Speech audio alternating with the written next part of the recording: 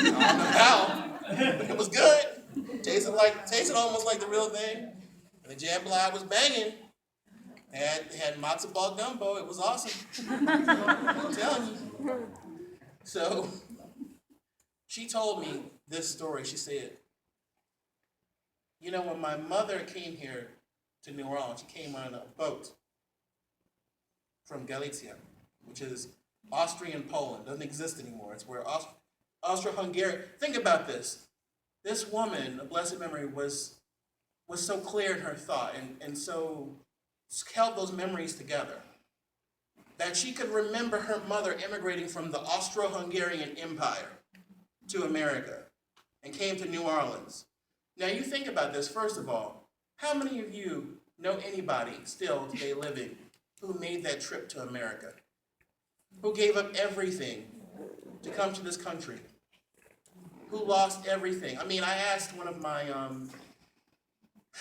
of the grandmothers of the children I used to teach. I'm very friendly with their family, go to their house all the time for holidays. And we'll cook together, which is my favorite part, because she reminds me a lot of my grandmother. And so it's like the best part, because it's her hands. Her hands are exactly like my grandmother's hands. I can't take my eyes off them when she cuts, because she does the same thing, cuts in her hand, right? And I asked her, she said, when your father immigrated to Brooklyn, what happened to his sisters? And she said, I don't know. I said, well, of course you should, because she said, don't you realize when those people made that trip to America, immigrants, for the most part, they turned their back.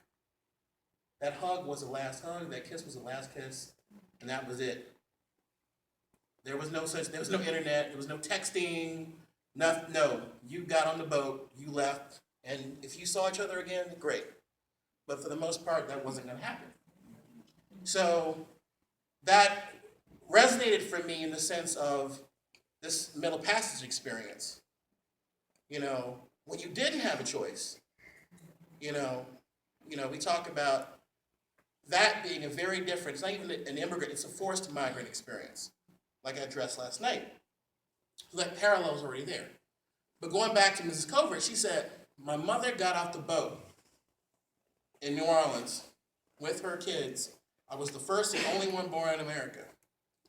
And she said, my mother went to go buy bananas to feed her and her children and tried to eat them whole because she had never seen a banana before.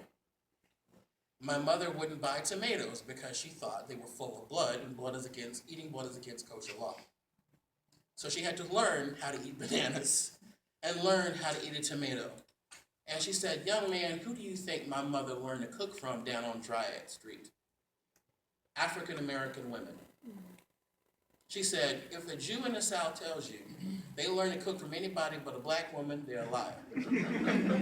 I mean, she was on it. There was a reason why God brought me into her space. Because she wasn't playing. She wasn't giving me any sort of compromise, any sort of false half-truth. She was just straight up. These were my playmates. These women worked in our houses. These women worked beside our mothers at their jobs. She said, the New Orleans I grew up in, and the Mobile other people grew up in, blacks and Jews were a lot closer than they were apart. A lot of times we're the only ones who could associate with each other within the bounds of whites and blacks in the same social space. And she said, that's why we cook these things. We learn how to be Americans and Southerners through food, through black people. Not the other way around. They weren't ancillary. They weren't over here. No, that was how we learned how to be Americans. We came from Poland. We came from Russia. We came from Eastern Europe. And that's how we learned how to be Americans. And so she said, all of those things, black-eyed peas and kishka, that's us. The matzo ball gumbo. She wrote 3 cookbooks with a friend of hers. One was the Kosher Confederate cookbook. Some of y'all going, they changed the name to the Kosher Southern Cookbook, don't worry. 2 was, and the funny thing about it, it's got like a Hasidic rabbi and like a Jewish-looking Civil War general on the front cover. Like, it's the only cookbook that I have in my collection where I've created a jacket for. I don't know if it's to cover my shame or hers, I don't know, but I don't want to have that conversation over the matzo ball gumbo. And then she has a kosher Creole cookbook and a kosher Cajun cookbook. And they're really gems, because there's a lot of that in there.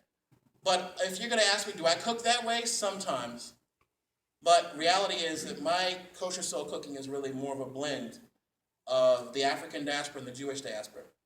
Because wherever black folks have been, Jews have been, and vice versa. And sometimes it's okay, sometimes it's not okay.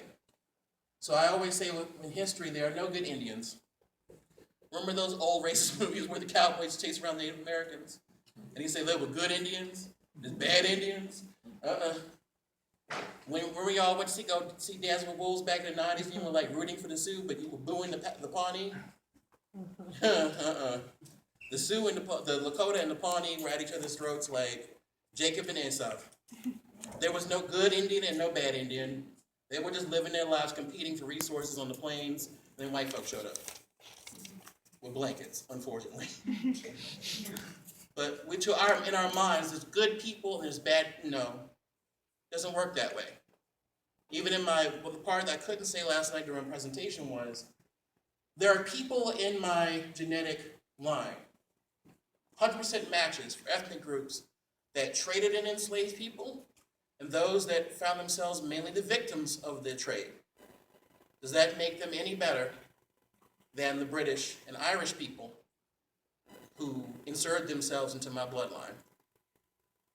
That's a really deep question I had to answer for myself. You know, you're Ewe on this side, but you're Ashanti on this side.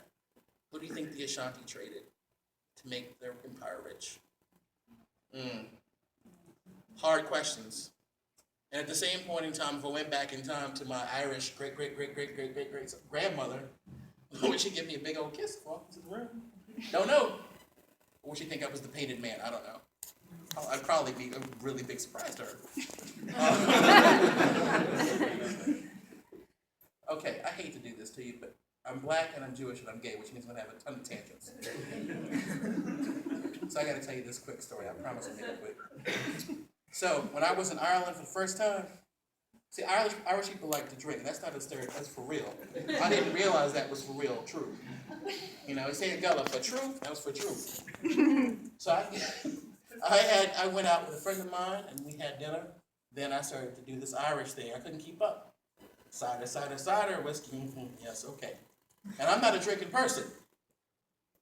But, so I got on the bus, back to my suburban Dublin hotel, very nice hotel. You know that little angel wakes you up on the train, the bus, when you get to your stop? When you doze off, and the little angel nudges you right when you're supposed to get up, and you say, "Thank you, little angel," you get up. The little angel was drunk too. So, we went past the stop, the next thing I know, I heard the dreaded sound. You know what that means? The line is up and it's over. I'm in the dark of the Irish night. This brother with a yarmulke on in a very Catholic country. I must have appeared to be some kind of sprite or spirit that they had never seen before. And I asked the bus driver, I said, you know, where is Ballymun Road where I'm staying? Now, y'all think y'all understand the English language until y'all go to England and Ireland. Trust me, you're going to be hurt. Because in England, you can't have to understand somebody from a different region of the country. But in Ireland, it gets serious. The stronger the brogue, the harder it is to understand. And so I asked the man,